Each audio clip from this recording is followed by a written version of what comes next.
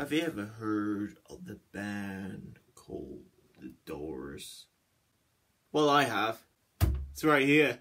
Ha!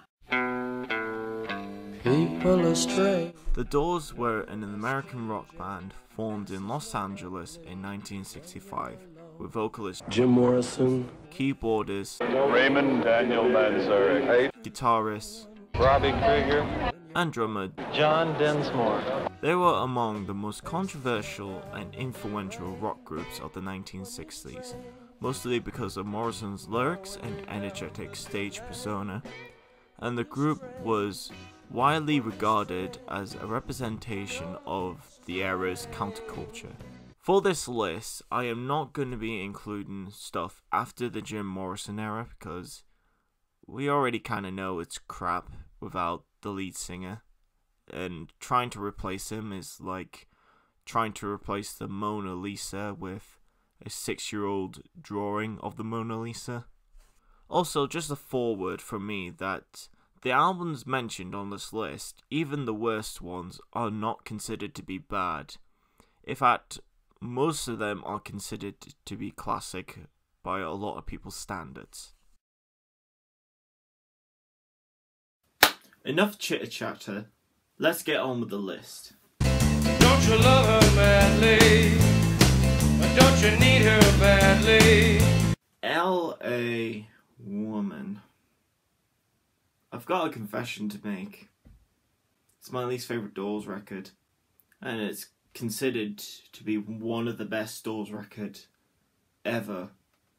Here's why. So, personally, I don't think all the tracks are as solid as everybody makes it out to be.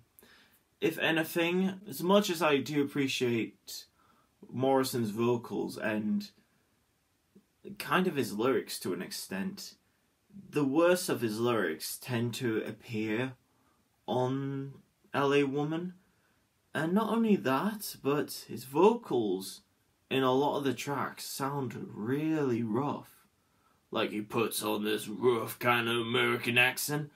The reason why I love Morrison's vocals, his vocals were sweet and intensive, not rough and gritty. So to me it kind of feels like a completely different style in a lot of the tracks. But it does not mean to say that the whole entire album is completely like that. There's like really bizarre tracks that I quite like. I like La America, for an example. And How Can We Forget? So yeah, Riders on the Storm. I should have really loaded the script before I did this video.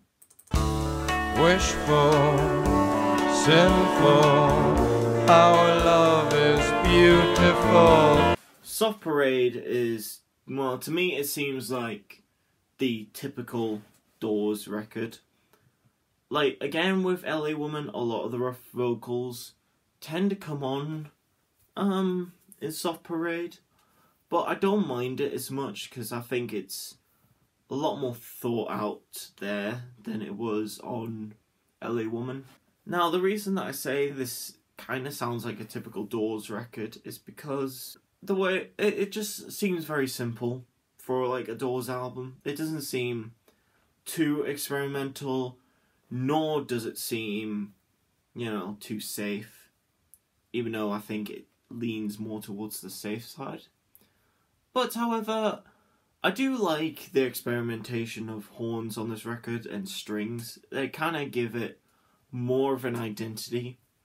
But even then, it's kind of like giving a mannequin a sticker. Dead blood in the streets, it's up to my ankles. Sheet blood in the streets, it's up to my knees. Morrison Hotel. A bit like Soft Parade, but except it doesn't really play it too safe. Like, I like a lot of the songs on this album, actually. In fact, from Soft Parade onwards is where I really like the albums all the way through. And yeah, I just really like Morrison Hotel, and I like the concept behind the record as well, which is kind of split into two sides. One of them is like a concept of a love hotel. I think it's a love hotel. Either way, it's a concept of one building, while the other one, side 2 I think it is the concept of the Morrison Hotel and the stories around that.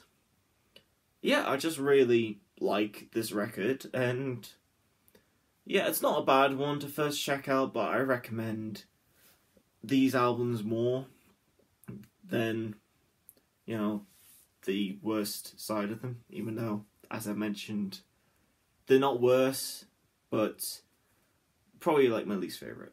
Strange days have found us. Now, I struggle with this album and another album that is coming up in number 2.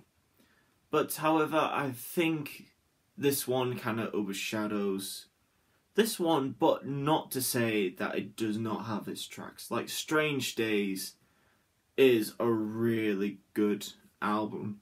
Like, everything from the opening track from Strange Days to even the popular tracks I really like Love Me 2 Times. I am sad that it's not on the best of compilation album because it is a really good song. Like, the lyrics are really simple, cute, but Morrison's vocals and the instrumentation make it sound intense. Like, he's pretty much be going away tomorrow, so use it while you can. Use the time while you can. I mean, the only reason that it kind of gets a step down from this album that I'm going to mention next is that the okay tracks just seem to be okay. They're not really too interesting compared to like Love Me 2 Times or something like that. But how could we ever forget? People are strange when you're a stranger. Faces look ugly when you're alone. Yeah, when people are strange. The only thing I also don't like about Strange Days is that the last track, it seems to be on best of compilation albums instead of Love Me 2 Times, and I don't think it should. It goes on for way too long, and it tries to imitate the end a little bit, but in like a positive aspect. But it just doesn't work because the end is like meant to be really subtle and really intense at times, whereas such as this, I don't know, it just sounds boring to me. Try to run, try to hide, break on through to the other side, break on through to the other side. Now this is the album that I tend to go back and forth with Strange Days. But this self-titled, boy, how I frickin' love it. Like, this is the album I recommend to newcomers of the Doors. Because literally, from the first track onwards, it keeps you hooked. Like, it does not let go of you. Break On Through to the Other Side is like probably my favourite Doors song. And, you know, it's just, what a way to open an album. Like, clearly I'm losing my words to describe it. But yeah, you got that. And some of the album cuts of the album don't really seem too boring either.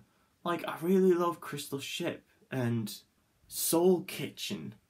Freaking Soul Kitchen. I mean, there's only 1 or 2 album cuts that I kind of go, okay. Okay. But the rest of the album is just great through and through. Like the Whiskey Bar song but yeah, it's just such a great album. And it would have been number 1 unless this album came along. Did you see what's my number 1? It was in the first clip. It's even somewhere around here. Like, here, I think. But if you couldn't tell, it's... She lives on Love Street, lingers long on Love Street. Now, Waiting for the Sun is a strange one, because I thought this would be like one of my least favourite Doors record in first listening. But as soon as I listened to it more and more, the more I just really like this album. Like, I had my girlfriend came up to us and said, "Oh, I'm a bit disappointed for Waiting for the Sun." And I was a bit disappointed when I first listened to it through. But it really just sort of grabs you as soon as you listen to it the second time, I think. It's not mainly the fact that it's subtle, it's mainly the fact that it's a bit different compared to Strange Days and the self-titled. Like, this is the band playing with, like, fuzz effects. Like, it's really fuzzy in a lot of the places. This is the band talking about more darkly subjects. I mean, even for their self-titled album, the end is, like, pretty much a really dark song, but, I mean, I don't know, it depends on your cup of tea with this album, but for me, it's my personal favourite. Just mainly because I love a lot of the tracks, like Summer's Almost Gone, Do Not Touch the Earth, The Unknown Soldier, and 5 to 1, baby, 1 and 5. Like, I just really like the album. And yeah, that is my list of the worst to best Doors album. What do you think down below? Let us know in the comments below what you think of it. If you disagree with us...